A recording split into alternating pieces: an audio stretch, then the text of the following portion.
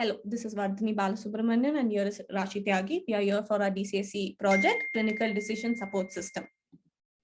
Our application takes into account a patient-specific list of recommended parameters and its effects of ordered medication against the patient's list of pre-existing diseases, as well as its ongoing medication and documented allergies. It then analyzes the probability of unwanted reactions and then alerts the user via email. This would help mitigate the medication errors due to human factors and also improve quality of medical decisions. Currently, our project is handling 3 use cases. The first is exceeding dosing limits. So a lot of people suffer from complications caused by inappropriate medicines or ill-judged dosage. So if these mistakes can be spotted and prevented at the prescribing stage itself, it can be really useful. So that's when our tool comes in handy, where the prescribed medicine dosage is checked with the clinical database to identify the exceeding limits.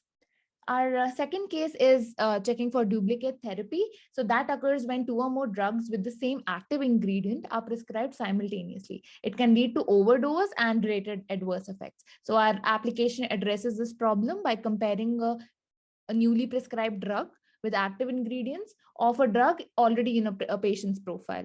The third case is drug interaction with a patient's ongoing medication or pre-existing diseases with the drug that's actually being newly prescribed by the doctor. Now, here are the list of components that are used in our application. Now, for our backend, we use our Python Flask framework, which we have used the MVC design pattern. For our UI, we have used a combination of HTML, CSS, Bootstrap, JavaScript. We needed another API, which is an OpenFDA API for retrieving all the FDA approved drug details. Now, the next is our Amazon Text Track. Now, it's basically an engine to parse the prescription and get the prescription name, the medication name, and the dosage. Now, we have S3 bucket for storing the prescription images as well as the data sets.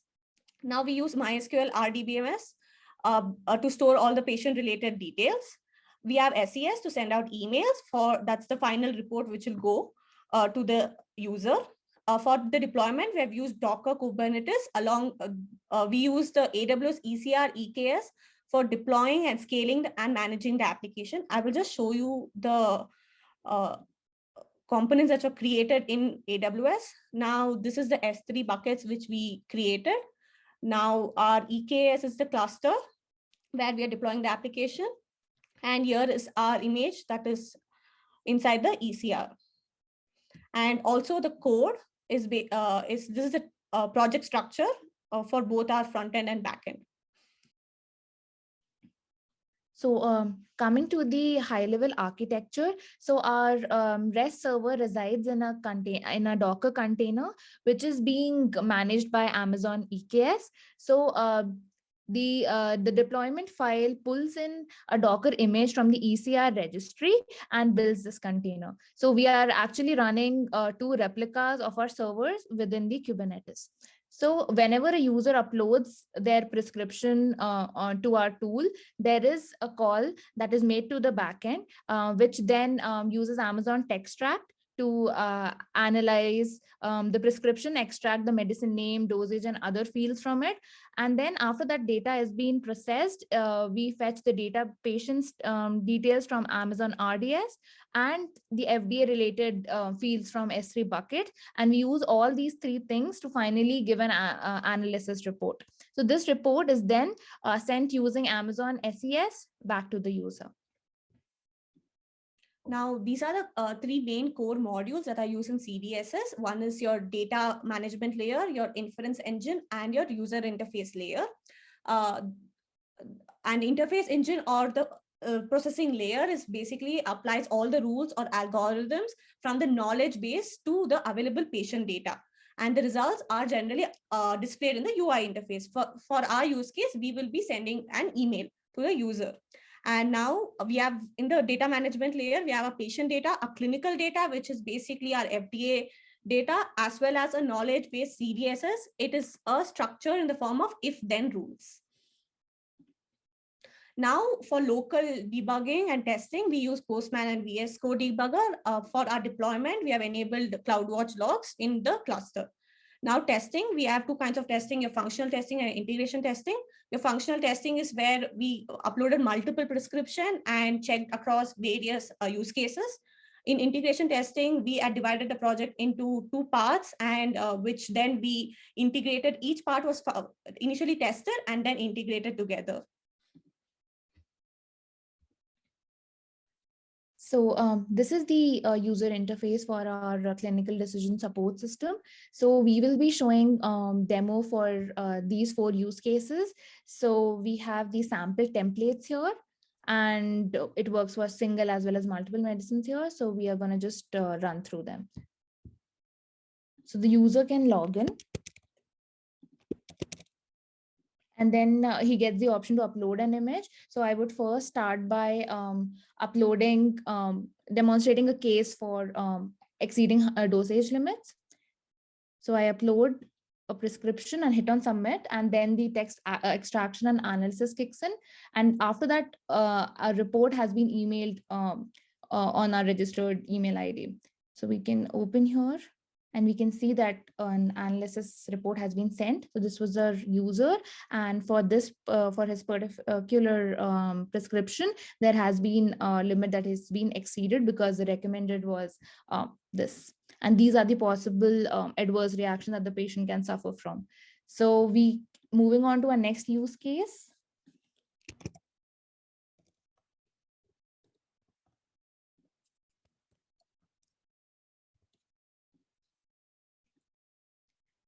So here, this is to represent the ongoing medication and its reaction with the drug that's prescribed. So when I upload that and I hit on submit, similarly, we'll get an generated report on our email. So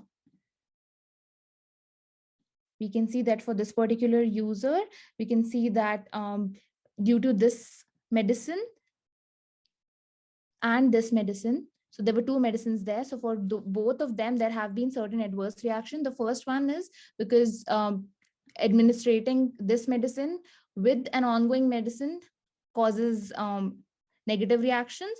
And there has been a medicine that's been flagged to not suit our patient. And the interaction can cause these adverse reactions. Okay, so I'll be explaining 2 more use cases. So let me log in.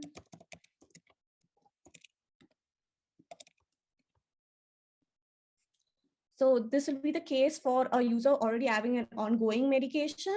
So let me go upload and submit. As Rashi told, similarly, we'll get an email with the analysis report. So if you see that this particular user has this prescribed, but he has an ongoing medication which is very similar to the prescribed medication, through which you will get the adverse reaction. So that's this use case. We have 1 more use case.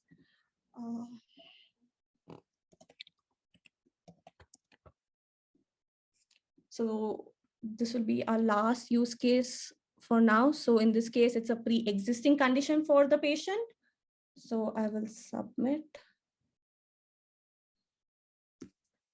And let's go back and check the email. Now, if you look at it, this particular user had asthma as a pre-existing condition, and due to the interaction with the prescribed medication, we will get these are the reactions that are possible.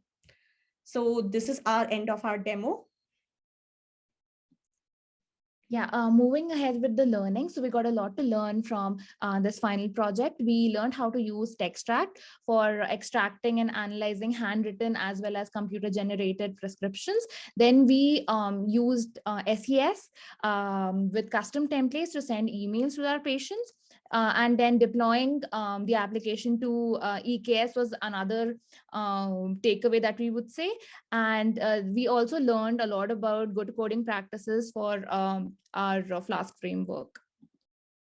So the limitations and the future work that can be done in the project is basically, the first one is to implement multiple features, like taking various severity of patient's condition into the application, and also the effectiveness of the treatment. Another one which we thought would be the non-knowledge based diagnostic decision support tool. So we assume that these two can be our future work. So that's the end of our presentation. Thank you. Thank you.